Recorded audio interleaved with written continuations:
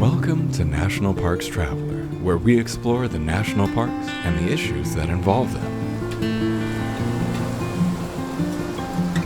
National parks are incredible learning centers. They allow you to better understand the past, learn about poignant moments in our nation's history, better grasp the processes of nature, and at Hawaii Volcanoes National Park, allow you to gaze into a bubbling, gurgling, shuddering, and sometimes flaming and fountaining display of molten lava unleashed from Earth's core. This is the beauty of our national park system. All 423 units offer some educational aspect, some tidbit, or in some cases many tidbits, that help us better understand the world around us, how it functions, how we interact with it, and what we can learn from our visits. These places are more than just background vistas for selfies. They are the grist that brings to life chapters from our history books that need no animation to depict wolves on the hunt or sea turtles coming ashore to lay their eggs, that explain in full color in historic and replica buildings the nation's fight for independence, its civil war, its battle for civil rights. This is Kurt Repenchek, your host at National Parks Traveler. Enter the national park system, and you won't come away disappointed when you realize all that awaits you. At Hawaii Volcanoes National Park, for instance, it's impossible not to be awed by the volcanism that created the Hawaiian Islands and which is on full display at the crater atop the Kīlauea volcano. Really, when you think about it, there are few places on Earth where you can safely gaze upon the planet's molten core as it seeps and bursts in spectacular, glowingly red fountains of liquid rock coming up through the crust. Now, if the volcano that is at the heart of Mount Rainier National Park in Washington State ever comes back to life, well, it likely would be with explosive eruptions and violent pyroclastic flows that incinerate everything in their path, or lahars, a thick, watery blend of rocks and mud that could pose a threat to communities down below the national park. The Kīlauea volcano at Hawaii Volcanoes National Park, however, arguably is one of the world's tamest volcanoes. Its eruptions generally are not the explosive type with incinerating pyroclastic flows. Rather, this shield volcano most often pushes its molten rock up through cracks in the earth. As a result, gazing into the crater atop Kīlauea is the main attraction for many drawn to this national park. It's an active volcano you can pretty much walk right up to most days to glance into its fiery maw when it's erupting. Now, of course, back in 2018, Kīlauea was both fanciful and destructive as the volcano erupted for nearly 4 months. Beginning in May of that year and continuing into August, the park's landscape was fractured in places by earthquakes, vegetation was burned to a char, and buildings were both swallowed by lava flows or all but lost due to seismic damage. Nearly 13 square miles of the island were covered by fresh lava flows, which also forced thousands to evacuate their homes. More than 700 homes were destroyed by streaming flows that made for dramatic nightly news imagery. After many months of quiet, the volcano resumed eruptions from December 2020 into May of 2021 before going quiet again. But this past September, the volcano came back to life, but not with the same vigor or destructiveness of the 2018 eruptions. In early November, I was able to visit the park with my wife, along with one of our sons and his wife. One morning, we caught up with Jessica Ferracane, the park's public relations specialist, whose broad knowledge of the park and its 2 volcanoes and enthusiasm in discussing all things Hawaii Volcanoes National Park quickly came across. From the back porch of the Volcano House Hotel, across from the Kīlauea crater, she gave us an overview of Kīlauea and its recent volcanic behavior. So, good morning. You are on the edge of Kīlauea volcano right here. And this is behind the Volcano House Hotel. And what you're looking at is Ka'luapele, which is the giant encompassing crater of Kīlauea volcano, the summit of Kīlauea volcano that you're looking at. And then over here in the distance, you see the sloping shield volcano of Mauna Loa.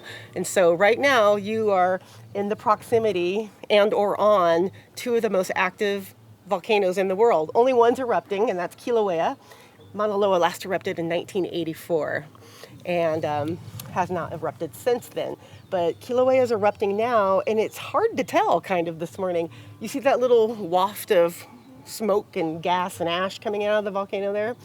That's where the eruption is. And that started on September 29th. And what that's doing right now, it's filling a lava lake. And that lava lake, is it about 150 acres right now? Oh, yeah. About 150 acres.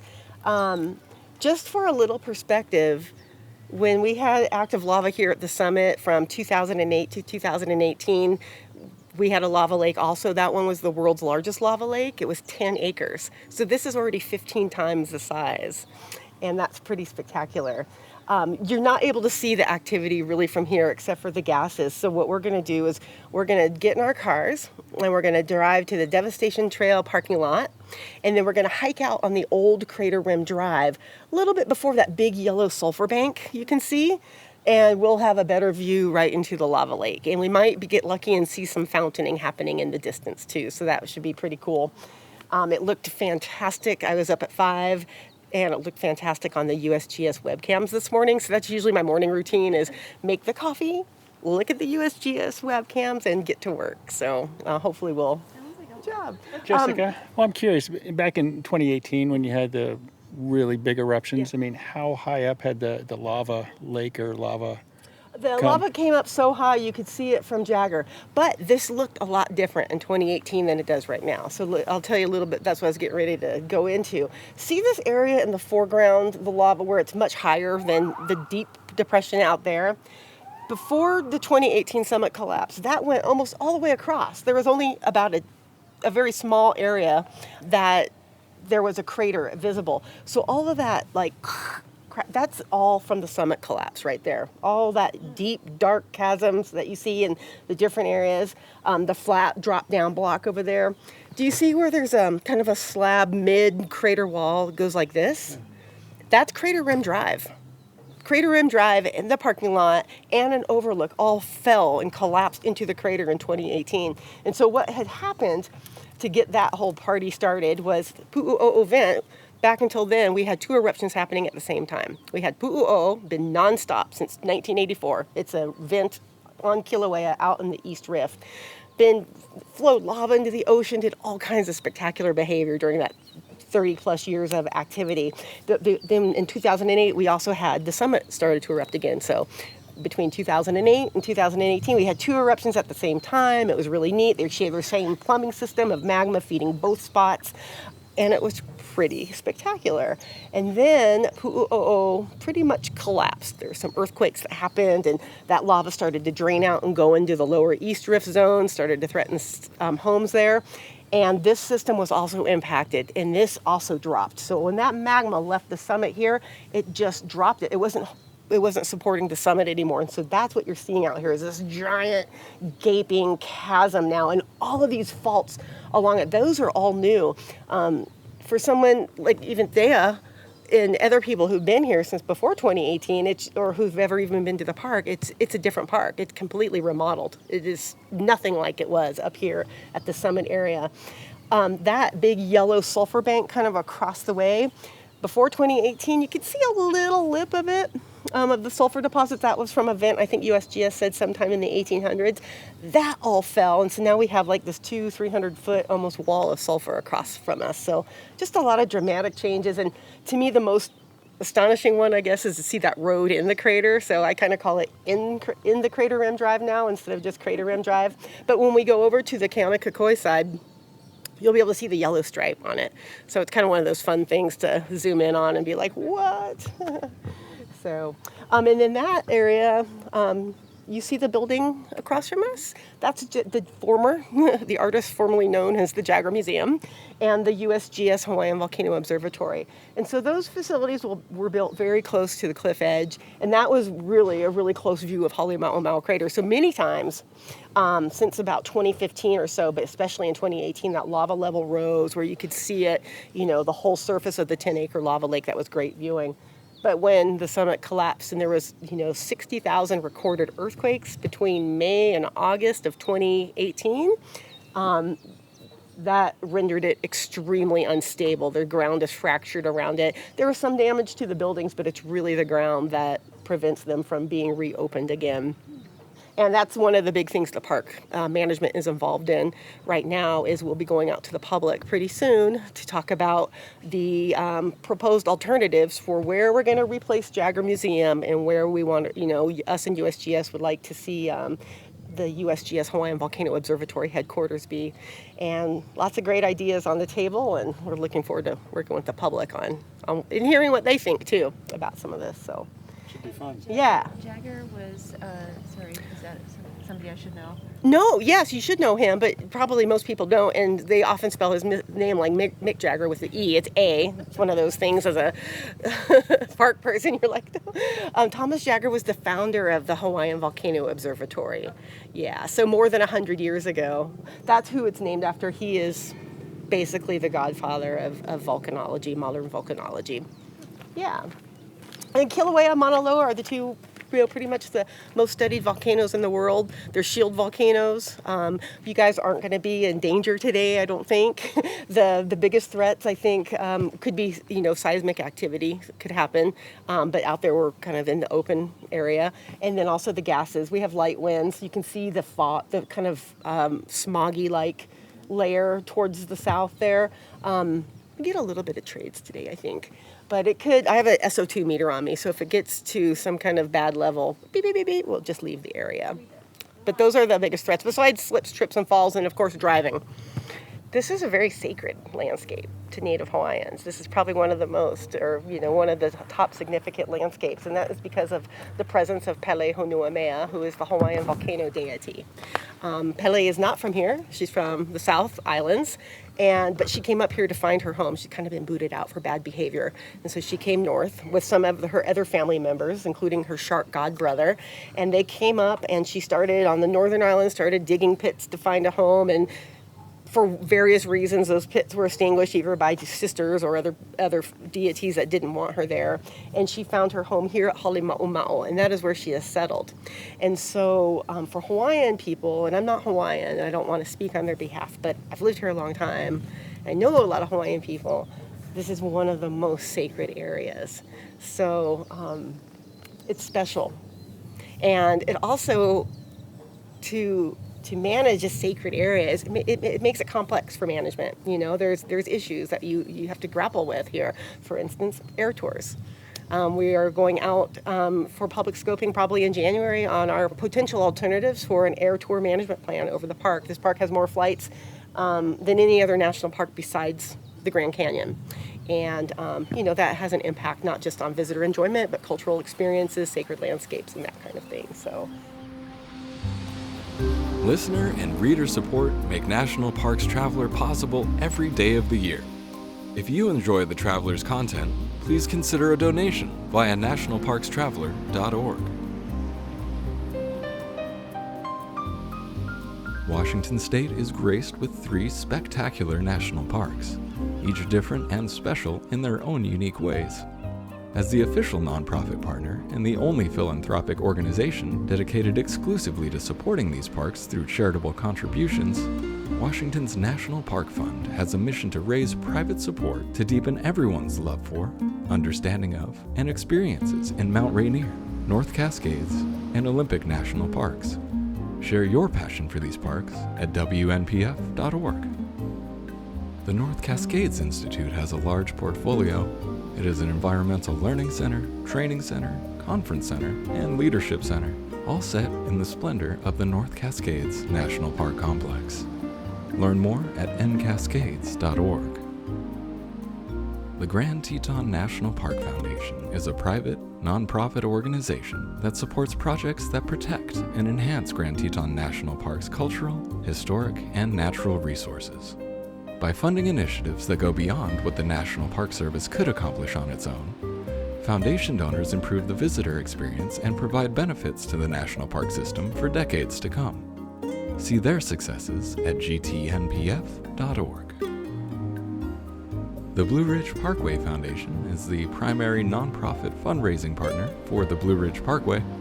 It is made up of people who have a deep love for this majestic road and want to ensure that its natural beauty and the experiences it offers endure for generations to come. Show your appreciation at brpfoundation.org. Whether it be strategy, business planning, change management, board development, executive search, or diversity planning, Potrero Group is here to help. They mix a depth of experience in the parks and land space with a breadth of best practices from other industries. For more information or to schedule a preliminary conversation, go to potrerogroup.com. That's Potrero group.com.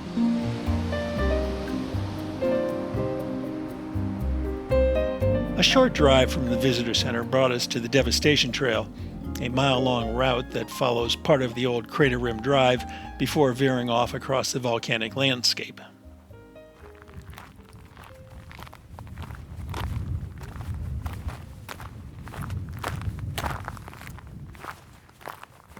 So Jessica, you said this was a shield volcano?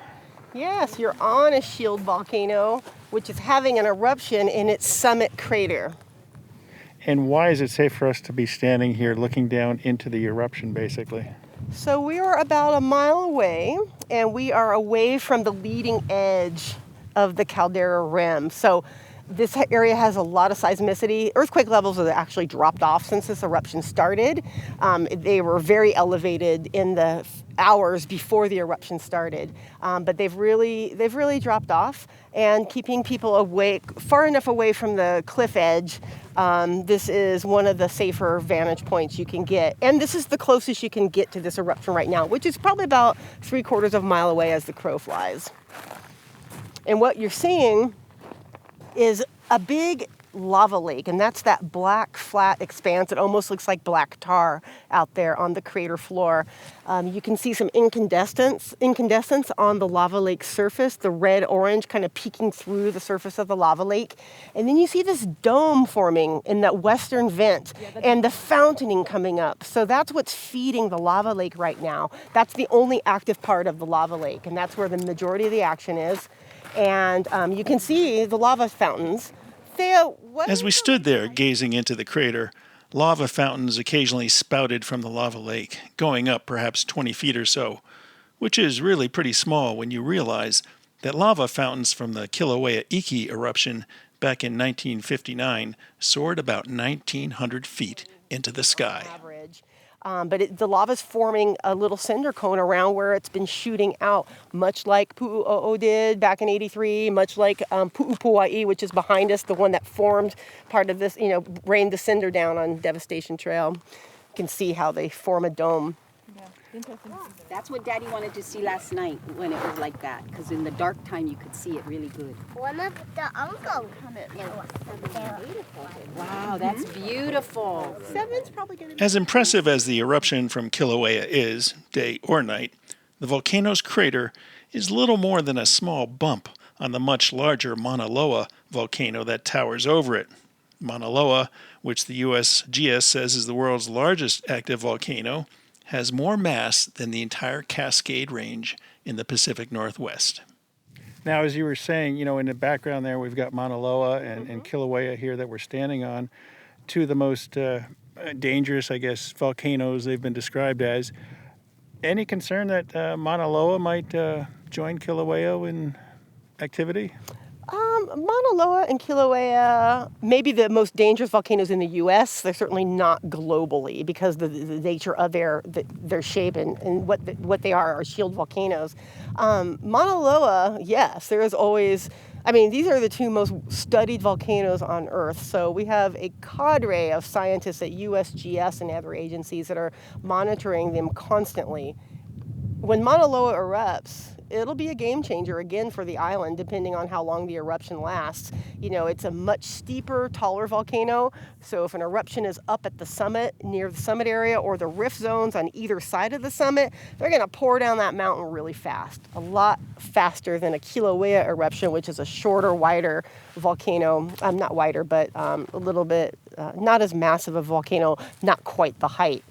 Mauna Loa, if they reach the ocean, and some eruptions in the past, the summit eruption from Mauna Loa has reached the coast in a matter of days, cutting off roads, ruining infrastructure, etc. So, we expect Mauna Loa to erupt again. We're prepared for Mauna Loa to erupt again.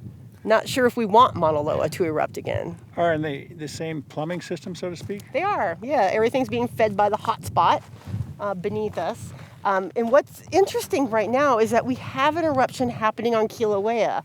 And we get questions a lot from our visitors and from other folks. Does that mean Mauna Loa won't erupt? No. We've had periods where Mauna Loa and Kīlauea have both been erupting simultaneously. The last time was 1984. If you manage to make your way to Hawaii Volcanoes National Park and to the Kīlauea volcano, you're likely to hear about Pele or read about Pele during your visit. Pele, of course, is the goddess of Hawaii's volcanoes, also said to be the creator of the island's volcanoes. She is, as the National Park Service says, embodied by the lava and natural forces associated with volcanic eruptions. The lava itself, there's many things here that are Pele herself, the element of Pele. And the lava, especially the molten red lava, that is her. That is her Kanaloa is the word? Kanaloa. Her physical manifestation is the red lava. If we didn't see red lava, but we saw steam and smoke, steam and gases coming out, that is still also Pele, but that's not her. That's her breath. That's not her body form. The lava itself is the body form. So that's, for instance, when there are surface flows, we urge visitors don't poke the lava because for many Native Hawaiians, that's desecrating their deity. That's a sign of horrible disrespect. So it's just to be in this area where culture is equally important as the science. And a lot of the culture explained the science part of it in their own terms. They talk about Pele and her sister Hi'iaka having these atrocious battles, jealous battles, and they're fascinating to read. And if you, one of the scientists from USGS, Don Swanson, documented these flows that were happening in the late 1400s, the Kīlauea volcanic eruptions, and how they tore through the forest and destroyed it. And to Hawaiians, that was Pele and her sister, the goddess of the forest, fighting. And that was a really descriptive way of describing the geologic phenomenon happening around them. And there was, science to it, even though they had a different way of explaining it. Standing on the crater's rim, either here on the eastern side, reached by the Devastation Trail, or from the outlooks near the Jagger Museum on the western side, you can take in not only the molten fountains of rock, the steam, and the shimmering red pools of lava peeking through the lava lake's surface, but, if you are observant, some of the subtler aspects of eruptions and what they create come into view. See the surface of the lava lake and how glassy it's looking now? That's another thing. There's so much glass content in volcanoes, and it's coming out. So when the lava and the gas bubbles are being carried by the air, that lava is being stretched out by the wind into these long, thin filament shards called Pele's hair. And that's, if you breathe that in, that's like breathing in glass. So you want to do it. Yeah, not great. Later during our stay, my wife and I headed back out to the crater's rim after dark to marvel at the fountains of molten rock against the darkness of the night. It's definitely something to experience if you have the time during your visit and the volcano is erupting. But there's much more to see at Hawaii Volcanoes National Park than just Kilauea's crater. Not far away is the crater of Kilauea Iki, the hardened remains of a spectacular eruption that started in mid-November of 1959 and ran until December 20th of that year. Though it was short-lived, the eruption produced what the U.S. Geological Survey describes as some of Kilauea's most spectacular lava fountains of the 20th century. Some of those fountains, as I mentioned above, rose an estimated 1,900 feet into the sky. It must have been an amazing eruption to see, as at one point lava cascaded down through the steep forested slopes ringing the evolving crater. Today, a footpath leads you down through the rainforest and out onto the hardened crater floor. More craters reflecting Kilauea's past volcanic activity can be found along the Chain of Craters Road. This nearly 19-mile-long road traverses areas where lava flows once coursed across the landscape. The road also runs through an area that long ago was home to several villages and temples.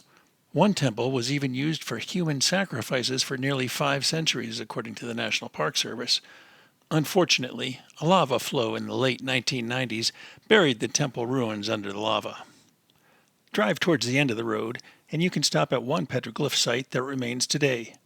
The Pu'aloa petroglyphs number in the thousands. This site protects the largest collection of petroglyphs in Hawaii.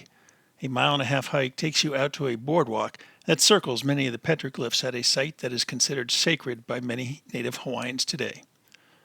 The Chain of Craters Road also leads to the coast, where you can take a short hike to see a sea arch, which eventually will be reclaimed by the ocean. Just a bit north of the Kīlauea crater and off Highway 11 is the Mauna Loa Road, an 11-mile-long dead-end road that weaves up the southern flanks of Mauna Loa. The road, which seems to narrow as you go, passes a birding area as well as tree molds, interesting molds created by lava flowing around trees and hardening before the trees burn down. At the road's end, there's an area where endangered silver swords grow, a small observation hut, and the trailhead for the Mauna Loa Trail that you can follow for a few days all the way to the Mauna Loa cabin at an elevation of 13,250 feet. Now, many would argue that the true character of the park is best discovered on foot. There are about 150 miles of trails in Hawaii Volcanoes National Park, and most are well maintained and easy to follow. As the park superintendent told me back in 2018 at the end of Kilauea's violent eruptions that year, it is an active volcano, and so we've always had to adapt and be flexible in terms of how we manage that resource in terms of visitation. And that remains good advice today for visitors to the park. You must be flexible with your plans if Kīlauea is erupting. And you need to appreciate how large this national park is, and the road time that you'll find yourself spending if you visit the crater, drive the Chain of Craters Road, go in search of sea turtles on the beach, or head up the Mauna Loa Road. Getting around the park to the northern side of Mauna Loa or over to the Kahuka unit adds even more time to your stay. Indeed, our week-long visit proved much too short, which means another trip to the islands remains on my to-do list. If you're thinking of heading there, plan to fly into Hilo on the eastern side of the Big Island. It's much closer to the national park than Kona is on the western side of the island. While you're considering a visit to Hawaii Volcanoes, please also consider a donation to the National Parks Traveler. The biggest fundraiser we've ever launched runs through the end of this year, and your support is needed to enable the Traveler to move to the next level in terms of editorially independent coverage of national parks and protected areas. We're off to a good start thanks to many readers and listeners, but still have a way to go to reach our $100,000 goal. Those funds will enable us to develop a dedicated, geographically dispersed, small team of writers and photographers to cover the park system. We'll also produce more investigative reports on how parks are being managed and offer you more regular, in-depth analysis of park issues, as well as provide insights to help you make the most of your national park adventures. We need your support. That's our show for this week. I hope you enjoyed it. For The Traveler, from Hawaii Volcanoes National Park, this is Kurt Repenchek. See you in the parks. The Yosemite Conservancy helps visitors connect with Yosemite through adventures, volunteering, and the arts. It's the only nonprofit dedicated to supporting Yosemite National Park and funds grants to improve trails, restore habitat, protect wildlife, and inspire the next generation of nature lovers. Learn more at yosemite.org. Acadia National Park is one of the 10 most popular national parks in the United States. It is also one of the smallest and most vulnerable. That's why Friends of Acadia exists. Friends of Acadia is an independent organization of passionate people inspiring those who love this magnificent park to make a real and lasting difference for Acadia. You can make a difference too at friendsofacadia.org. From now through December 31st, 2021, Interior Federal Credit Union is offering auto loans with rates as low as 1.99% APR.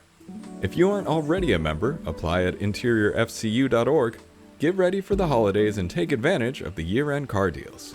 Use their car buying services to help find the best deal out there and start saving today. Interior Federal Credit Union, the official credit union for the Department of the Interior, and your natural resource for financial services. Nova Scotia.